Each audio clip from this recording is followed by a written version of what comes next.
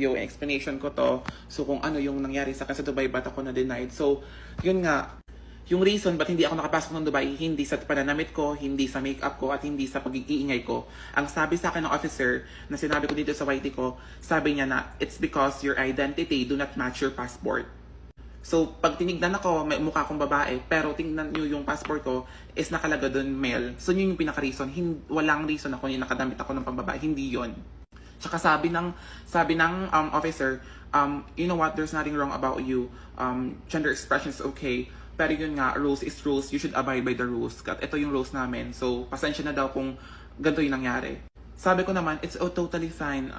I understand that I should abide by the law and I'm not really familiar with your rules here and it's my first time. So, I don't have any idea. So, yun, te. Before pala sa immigration, pagsakay ng train, nag-CR. Sa girls. Girls, CR.